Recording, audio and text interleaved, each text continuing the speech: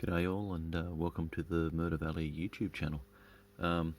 Today I'm having a look at a car I picked up in a bundle of stuff I bought this week, and it's a police car, and it's a Magnatraction, and it's got flashing lights, and I'm actually amazed, but they actually work still. Doesn't sound real good, but it works. So some of you may not have seen this.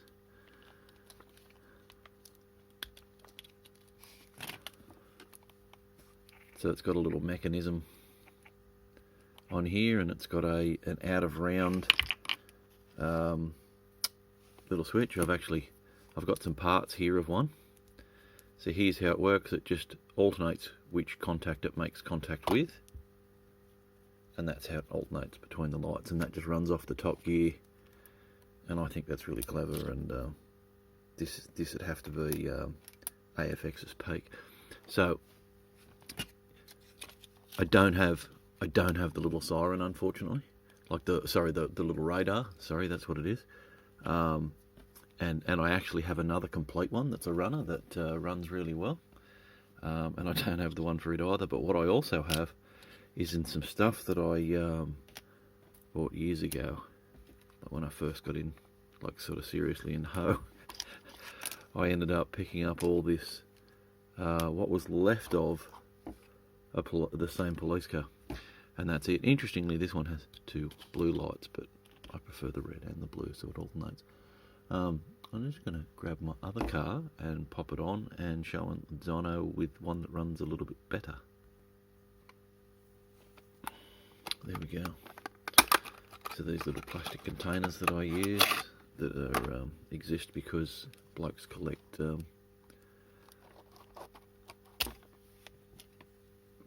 Hot Wheels, etc. So the little blade guide pins don't go in my dyno. I'm going to make that a bit lower.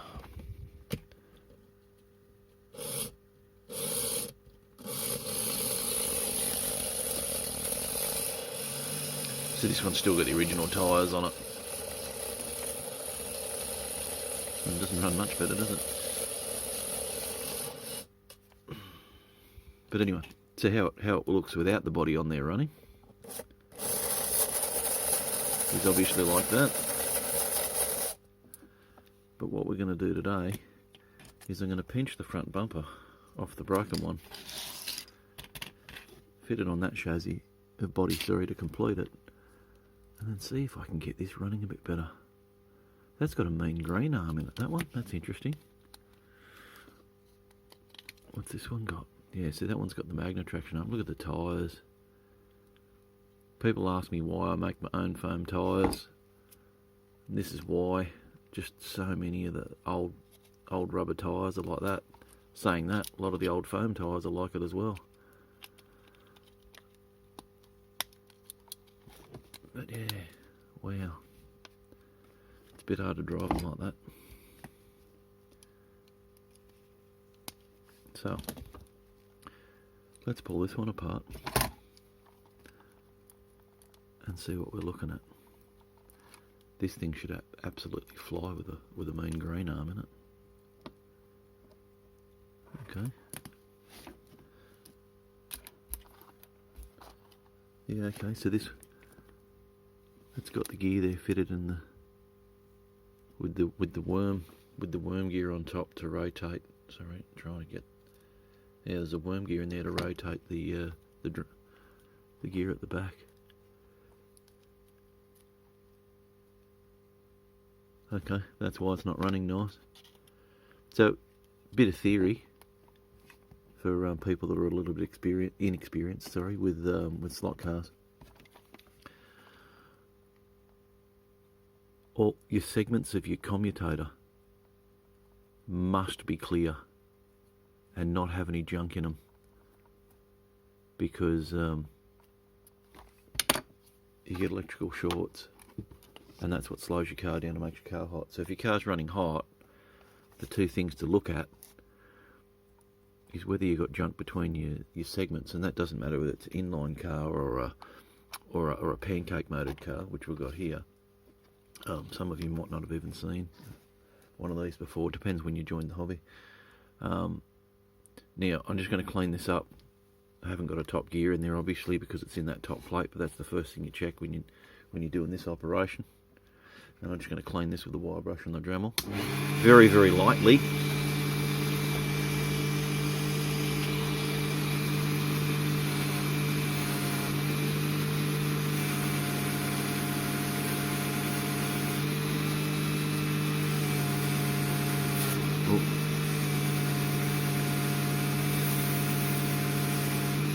Things you want to take care of when working on one of these and doing this.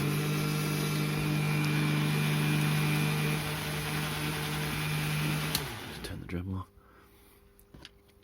The armature attachments come down to the outside of these lugs here and get soldered on. So the last thing you want to do is break these little wires.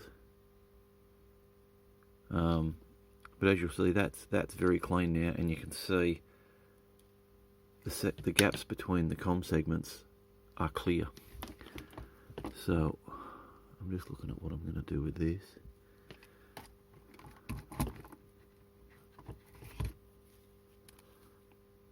So being a Magnatraction, there'll be little springs under there, and you know what, I'm going to pop them out. Alright, so there's one. They've both got the little springs on them.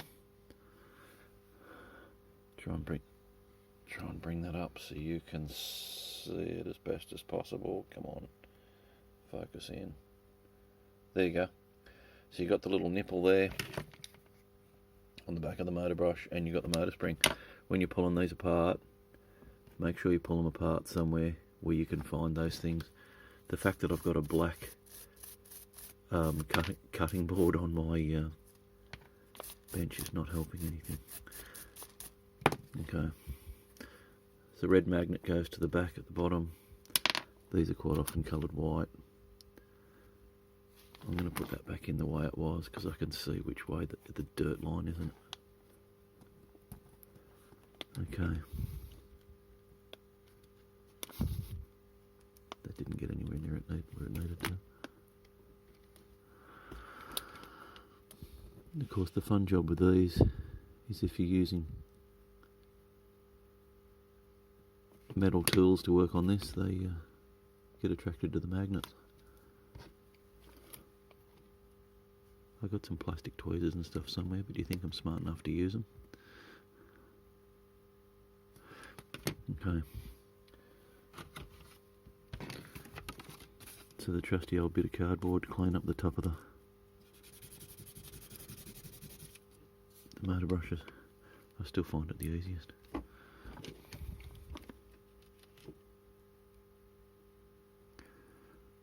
So things you're looking for is to make sure those motor brushes sit up higher than the base plate. If they don't, your car's not going to run. So if your spring's compressed too low, you can stretch them a little bit. Or if the metal tabs under the chassis are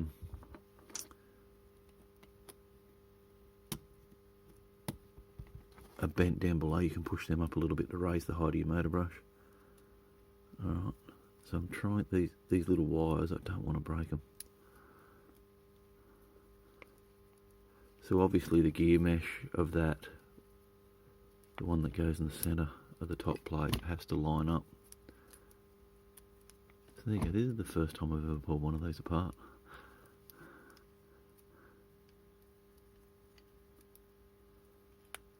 Come on.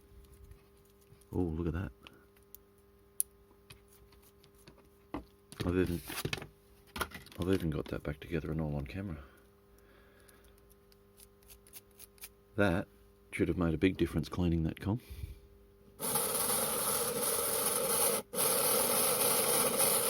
But it still sounds horrible. So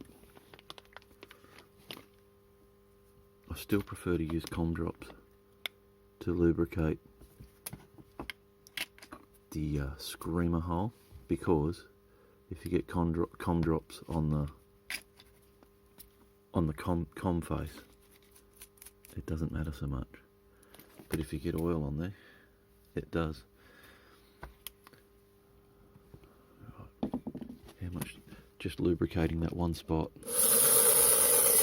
That runs better already, but it could still run better.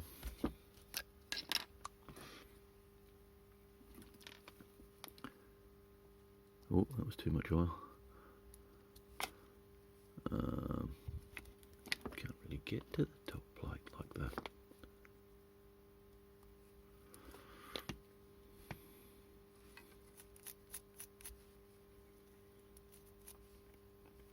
I don't know how much. Obviously all these extra gears and stuff on top will cause drags. No doubt these don't run as fast as normal cars without all this crap on them.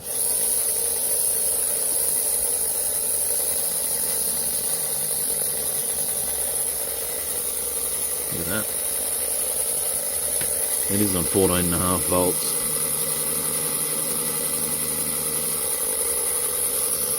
Why 14.5 volts?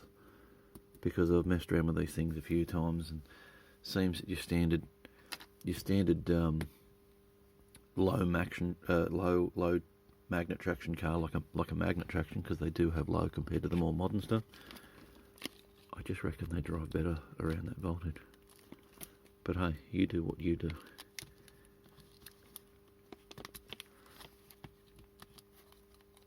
I just want to put this back together because I reckon it looks cool.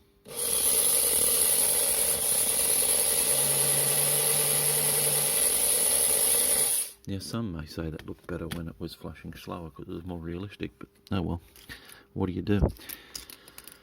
Now, how loose or tight is this?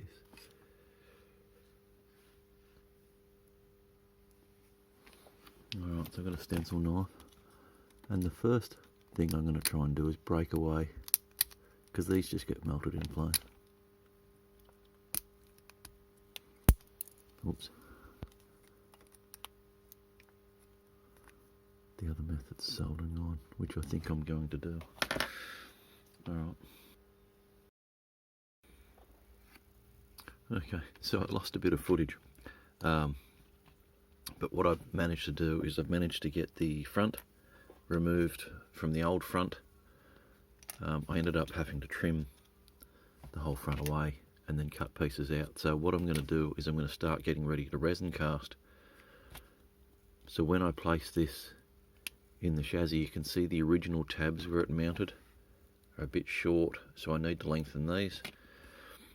And what these are these are sprues, so that when I resin cast, they the air can, like the resin can get out, so that out of these, which pushes the my god. Yeah, so on looking back at my footage, I've ended up hitting pause in the wrong points and losing a bit of footage where I've removed the front from the old broken front. But so what I end up doing is using a soldering iron and just heating those tabs up and then just pulling them away. So what the end result here is that now they're a bit short, and I've started putting sprues on for air bubbles to get out, and I'm going to start resin casting to remake this piece. So what I'll need to do so that this can be reattached, I mean, I don't need to, but people like to mount things the way they were originally. So I'm going to lengthen these two tabs here. It's just a case of what do I have that's that looks like it'll do the job. So I'll trim these down and glue those on. They don't need, oh, I might as well make them full length, eh?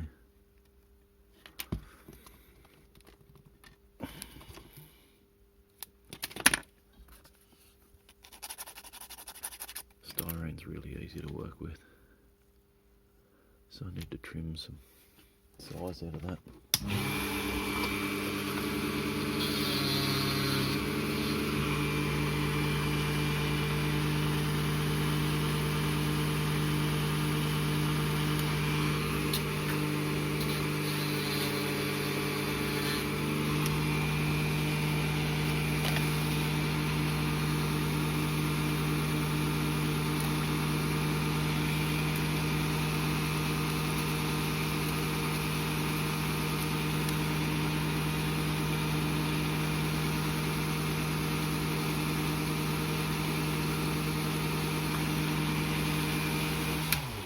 that'll do the job. I'll get a second one made up and attach them.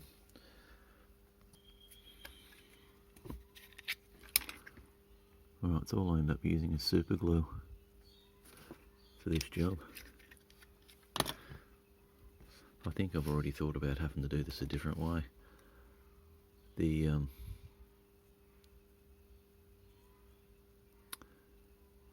sprues can't be bigger than the base, so I might end up just, I don't know whether I'm going to have success making the sprues the same thickness the whole way up, or just cutting them off and replacing them with round ones, as in past lengthening them. Now these need to be parallel, or it makes them harder to pull out.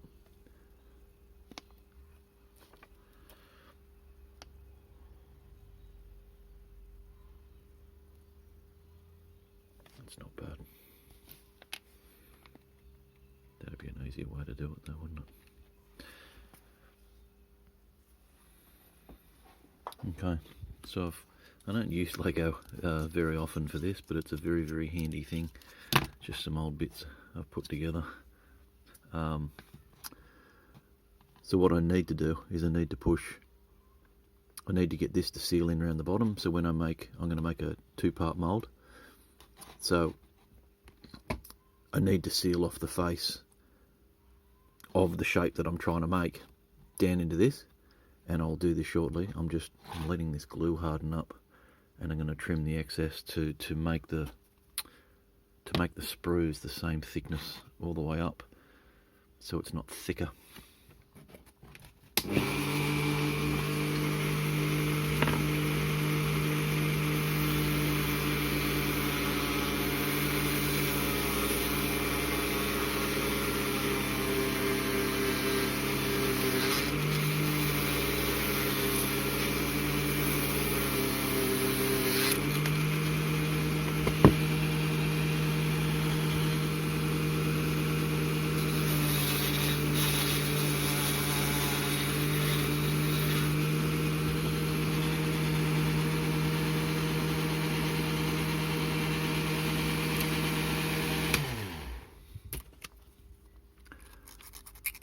You can see the super glue works pretty well.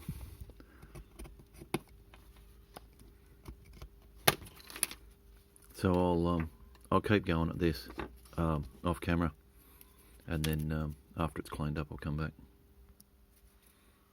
Okay, so that's good enough for what I need. I've ended up making those a little bit thinner at the top. It's only a sprue. They're getting cut off when it's done. It's just about letting air out. Alright, so now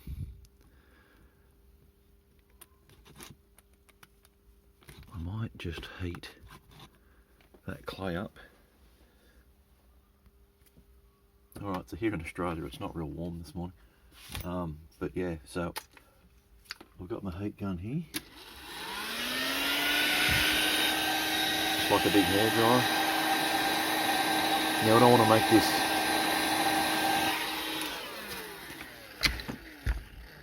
got no need to make it runny, just need to make it soft. And then what have I got?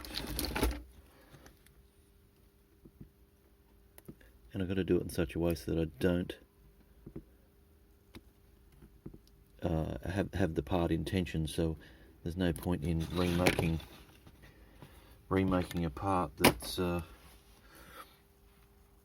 all bent, because then every single piece that comes out will be bent. So I was just looking for the perfect part, or perfect tool, sorry, to do this, and I don't have one. Oh, so I'm just going to make one.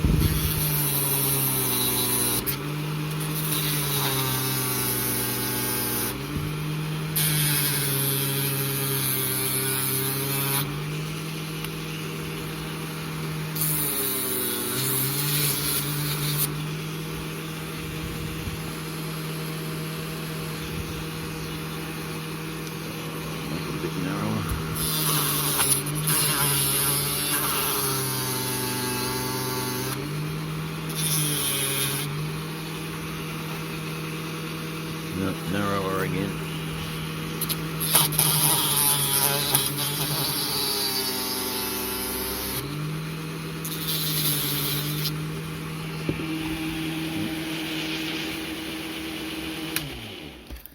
I will call this special tool number 13.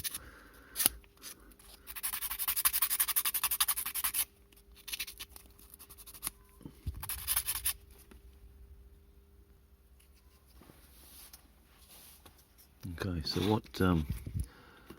what I'm actually doing here, because one of the things when resin casting is registration between the top and bottom mount, top and bottom mould. So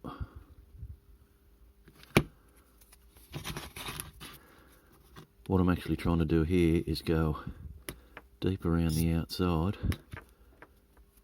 and build some putty up on the other side.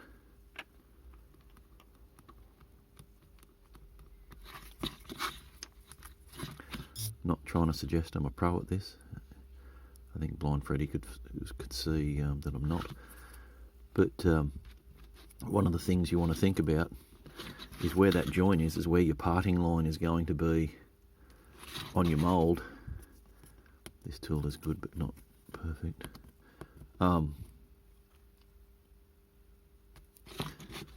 Yeah, so where your joint is, that's where your parting line is going to be. So if you do that on an outside face of the part, then you're going to have to sand that out on every part. But if you can get it up behind the part, or on the back of the part, or on the very edge of the part, then you're going to get a better result.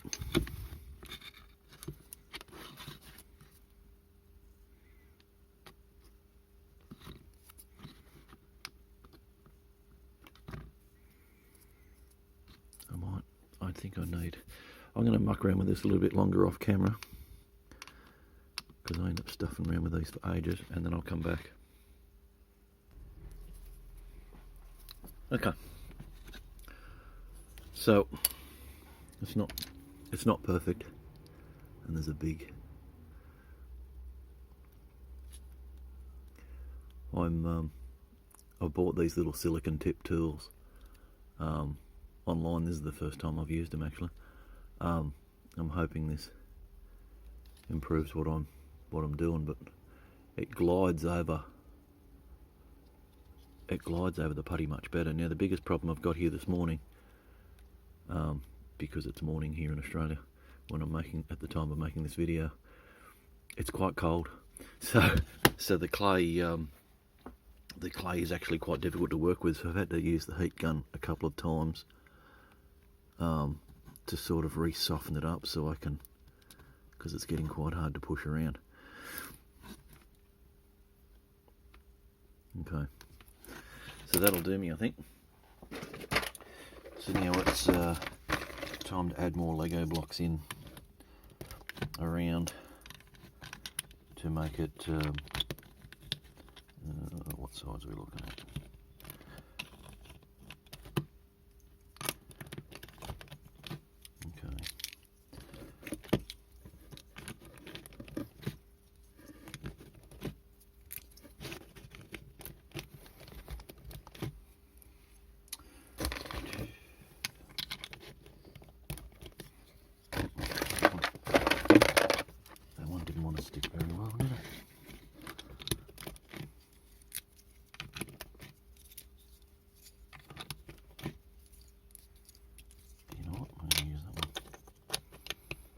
No. Anyway, you get the idea. Just whatever pieces I've got kicking around, that one doesn't stick. Yeah, that one's a tight fit. Alright, so there we are. You can tell I've used these before for this. So now it's time to mix up some silicone. Alright, so the product I use is Pinky Seal, which is what's available in Australia. Now I've got to guesstimate how much silicon's going to be in that. I'm going to do this by eye. Now which one I use? I just do this by weight. And these are just a cheap set of scales off eBay, they're nothing special. I might do grams. No, I might do 30. I don't mind having access, it doesn't bother me. So that means 15 of this one and 15 of the other.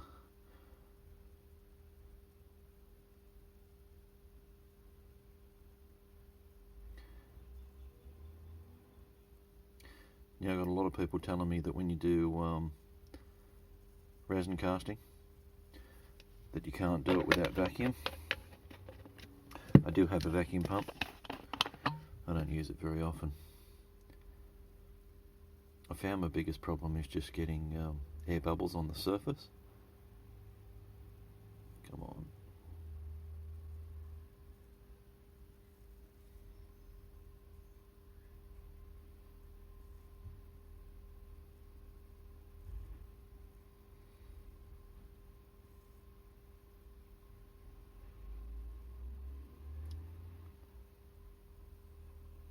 I don't know if you can hear in the back, but the garbage bins are getting emptied.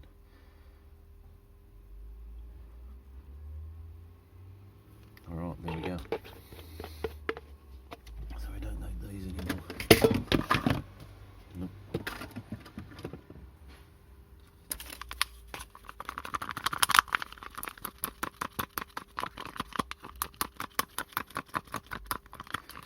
Yeah, one of the things I bought these silicon tip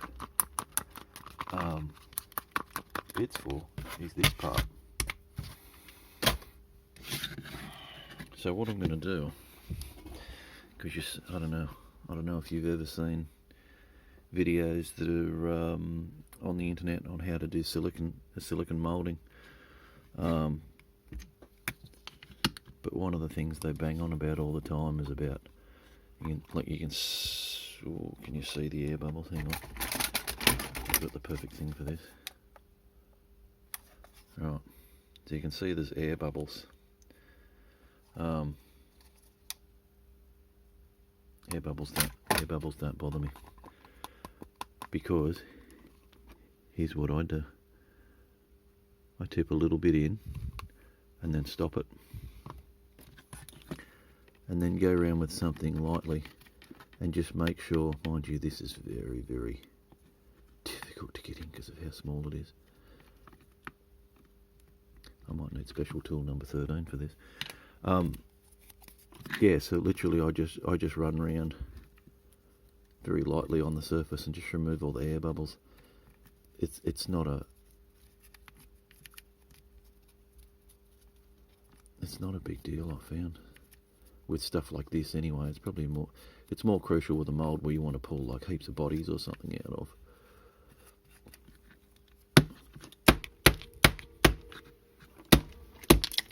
And my Lego's falling a bit.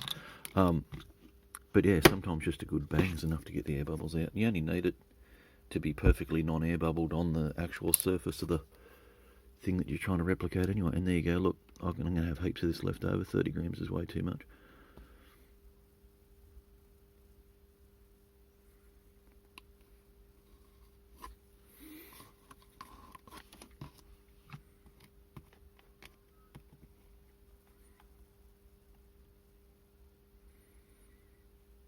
If there's other people watching who do resin casting and you've got different ways of doing it and it works for you, keep doing it. I'm not telling you this is the way to do it, I'm just saying this is the way that I do it. So I'm going to pause the video here while this sets off, and because this will take about at least 15 minutes, and I might even come back with a second part of the video, because this is going to be too long. So I've actually got a little oven set up here now, especially on cold mornings like this. This is to go for consistent temperatures. So this is set at 50 degrees Celsius. Sorry, don't know off the top of my head what that is in Fahrenheit. Just a very, very low temperature. It's not enough to destroy the Lego. But this is a cheap little oven I bought just for my garage, just for this process of resin casting. So there's no harm in me teaching people how to resin cast. The big deal about resin casting is about not only getting people to have a go at it, But yeah, it's the more people I reckon in Australia that resin cast, the better. But the thing that you've got to get right, in my opinion, especially for racing purposes, is getting mounts, and that's the hard thing. And I don't know how much I'd actually try to pass on of how I do it, because I think I'd rather people try and come up with their own ideas, because they might come up with something better than what I do. But yeah, so there's the resin casting in process. Look at that, you can see my face in the glass. But yeah, this is it cooking up, and this is going to take a while, this video, but when this is done, after 15 minutes, I'll pull this out and I'll show you where we're up to. Okay, so the 15 minutes is up. So what I'm going to do is I'm going to get rid of the little oven.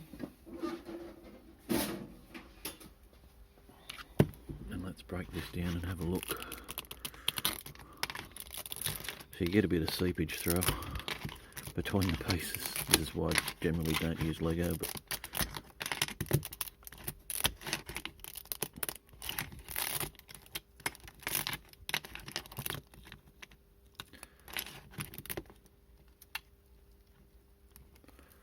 alright. So the putty's going to be very soft because of the heat that I've used. I probably should have gone a little bit lower in temp. But as this cools down, I'll let this cool down a little bit and then I'll come back. Alright, I've ended up just grabbing a cooler bit of clay, and that's doing the job of getting the excess out. So I'm going to have to clean this part. So you can see the reverse shape of what I've tried to create when I've made the first mould. So one of the other things is I don't need any of this crap, so I'll just trim all that off to tidy it up, because that's going to get in the way when I go to put it back in the Lego to make the second part of the mould.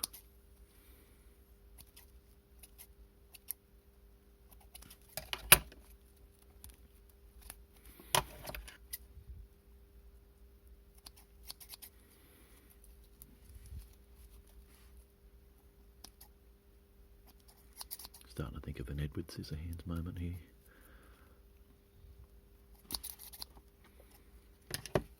Alright, so let's have a go at releasing this part. It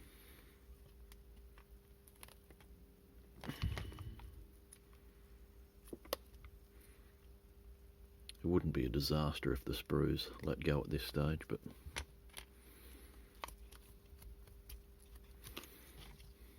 it's easier to keep them on. Alright, so what do I need? Got a bit of isopropyl here. And a toothbrush, just to clean make sure I get all the clay out. Fun fact, I've also found isopropyl removes chrome, because look at it disappearing. But that's probably not a bad thing for replicating the part.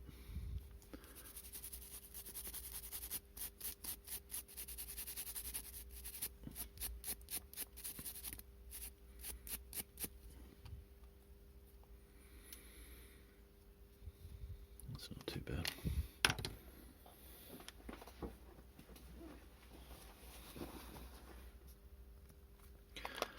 Alright, so things you want to be looking at with a mould is these little excess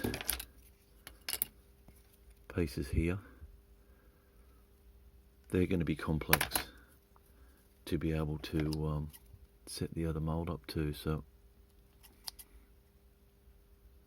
and they're going to be a fail point of the mould, and it just makes untidy flashing. If it was a more important part, like if it had more detail that I needed to replicate, then I would have spent more time on it. But alright, so now we reinsert. Oh, that is actually the shape of it. I was looking at I might try and trim that off.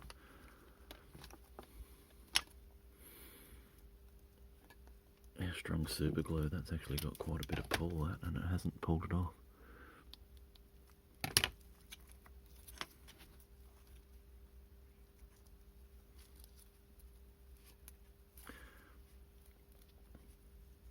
So the next thing you need, silicon doesn't stick to plastic all that well, like it does, but it doesn't. But I tell you what, silicon does stick really well to, and that's silicon. And I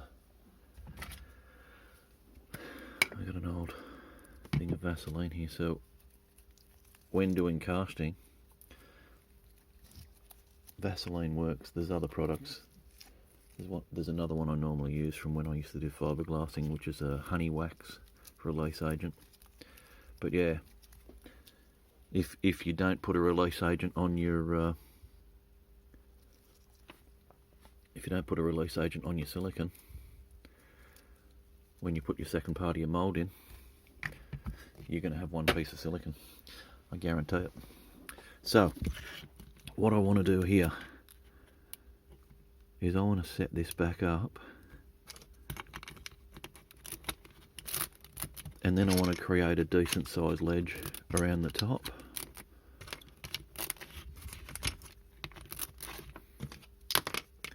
Get rid of these extra silicon off here.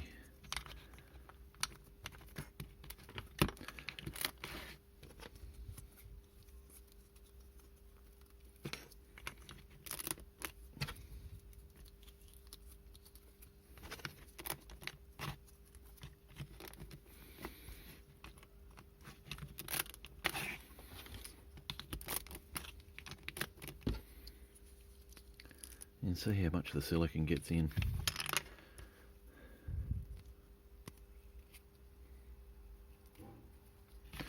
Sorry, I'm spending more time looking at what I'm doing rather than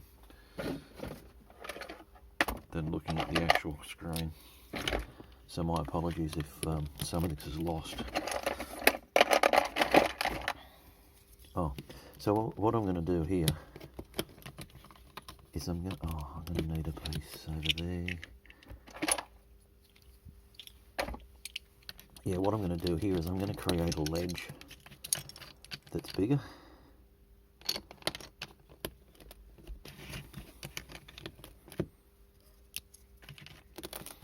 So just an extra Lego brick width the whole way around.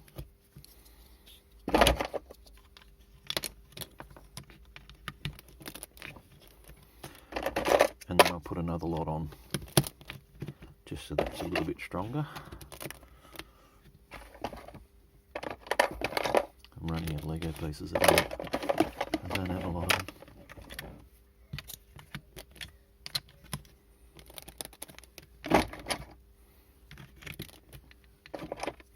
There we go. So now I've got the part where the mould's going to go. Here we go, I'll light that up better for you. So this is what I've got. I don't care about that little bit of silicon down in there, it doesn't bother me. So now I'll mix up some more silicon and we'll resin cast that, or sorry, take a mould of that. So it's just the same process as before. I don't need to waste anyone's time by watching it again. Right, direction change. I was just starting to pour the silicon and I just thought about it looking at the mould as I was doing it. I've decided to raise it up into the mould so I get a better ledge around there. Alright, so I've made about 30 grams of silicon up again.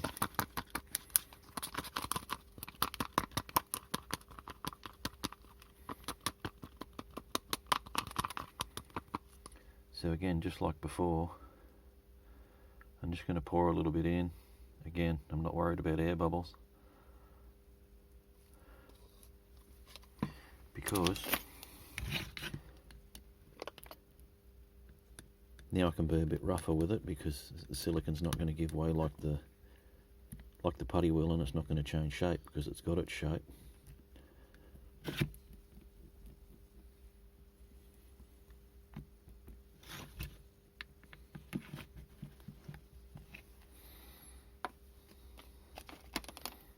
Now pour more in to fill up the